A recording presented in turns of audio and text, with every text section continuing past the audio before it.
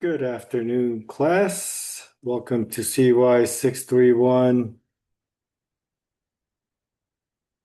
Week 1 lecture on Foundations of Information Security. Today we're covering the CIA triad, confidentiality, integrity, and availability, as well as CISM Domain 1 governance and strategy topics.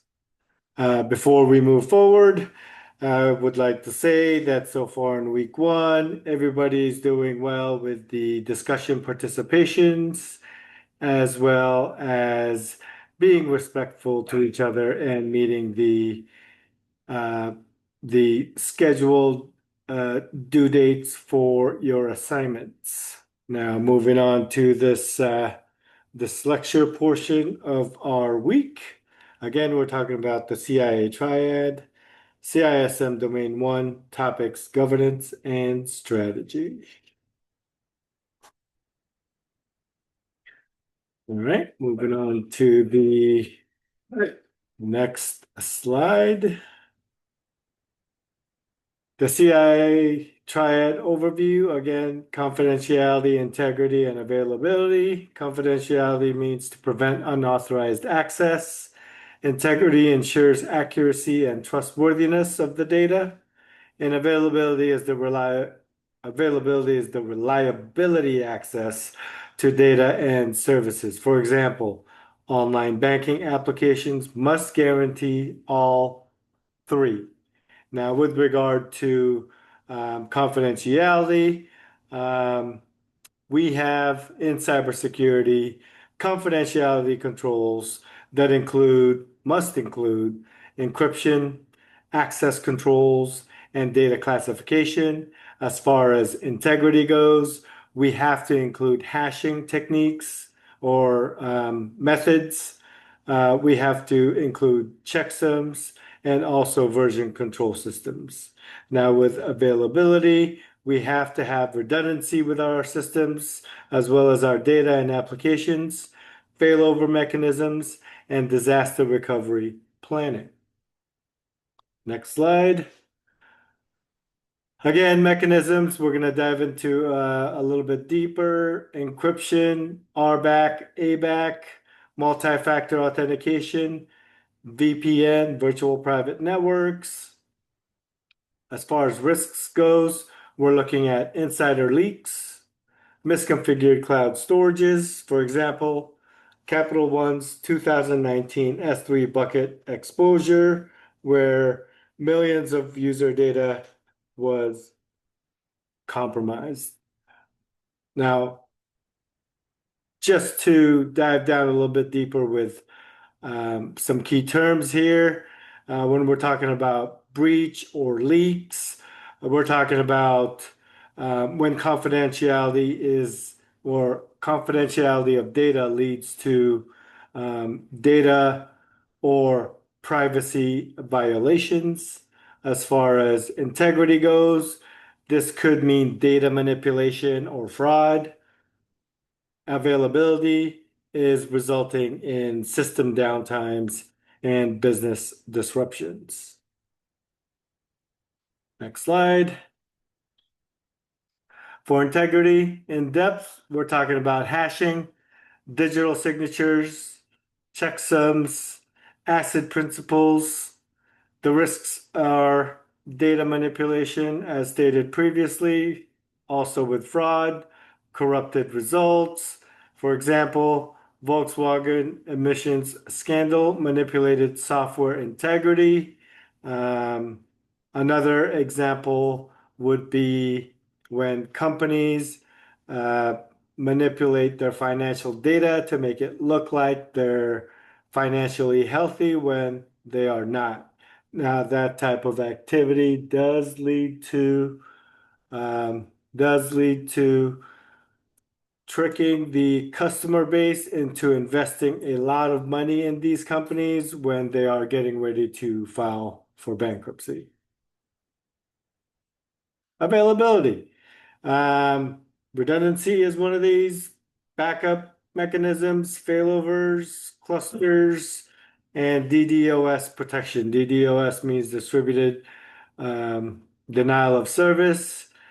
The risks are ransomwares, hardware failures, natural disasters. Now, natural disasters are usually the last things in people's minds as far as availability risks. When we are planning to build data centers, we have to take into account natural disasters, for example, hurricanes, earthquakes, floodings, etc. An example of this is 2021's Facebook outage with DNS misconfiguration, which resulted in many hours of application offline. All right, what are the types of information we're trying to protect? PII, that includes your social security numbers, passports, your biometrics. PHI, that's your um, personal health information, that's medical data. Financial, that's banking, account numbers, credit card numbers, payment cards. IP addresses, that's source code, trade secrets. Operational, that's your supply chain and your logistics. Operational, that's, oh, already mentioned that, sorry. Government, classified intelligence, military information, for example. Another example is Sony Pictures hack exposed multiple data types. Moving on to the next slide. The types of systems to protect. Enterprise IT, which includes your email, ERP, HR, financial systems, and many others.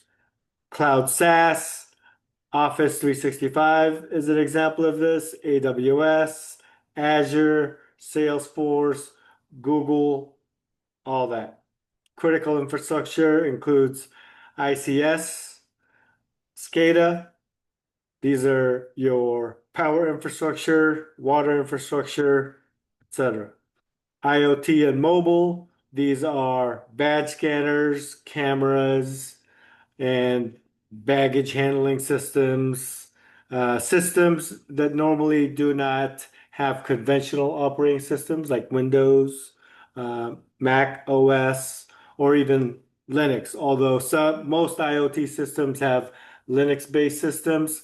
However, they are not traditional in the sense that you cannot install endpoint security on it or any file integrity monitoring and all that. What's emerging? AI, ML, blockchain. These types of technologies are growing in popularity as far as business usages. These are things that you're going to need to be familiar with as far as systems to protect. I have an example here as far as Colonial Pipeline ransomware attack. This resulted in the US government mandating protection on IoT devices. Let's head over to the CISM Domain 1 topic of governance. What's the definition of this? Governance are the policies, standards, procedures, accountability, oversight. The components are, again, policies and standards and procedures, risk management, compliance obligations, roles and responsibilities, matrix KPIs. Example, targets data breach in 2013 due to weak vendor governance with regard to their payment systems. Now, just dabbing in a little bit deeper into governance, governance does require involvement from executive leadership and stakeholders to ensure support and funding.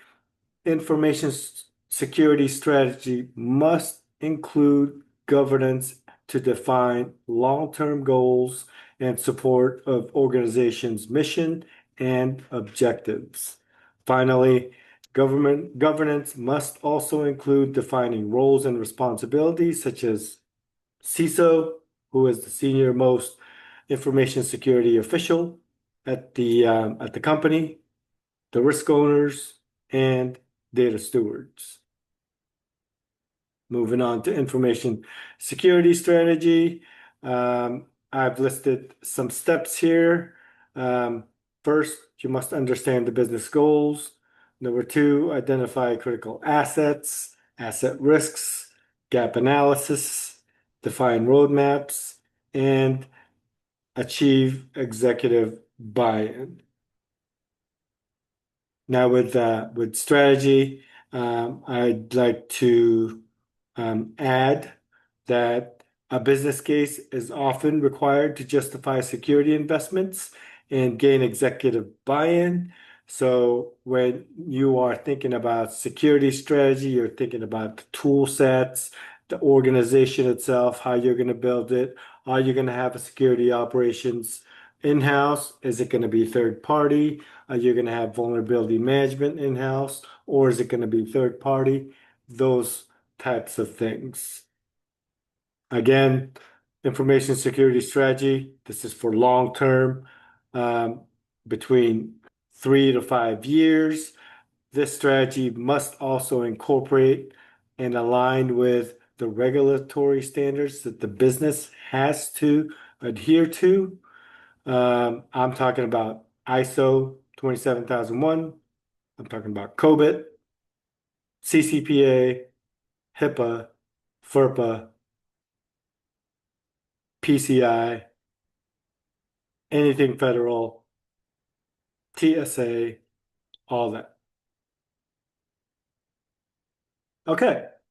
That was a quick um, lecture on the topics. Again, it's just the first week. We're only covering the first half of domain one of CISM. We did talk about CIA and the technical foundations. CIA stands for confidentiality, integrity, and availability.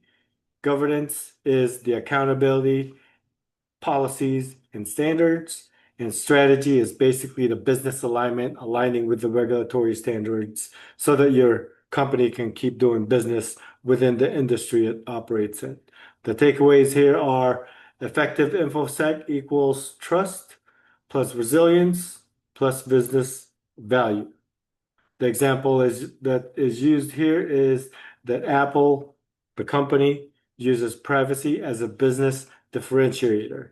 If you look at the Apple products, they stress security. However, there are many Apple vulnerabilities that have been leaked the last couple of years. However, that has been their business model. All right, that concludes the week one Zoom lecture for CY 631. I wish you all a good 3-day weekend. Have a good day.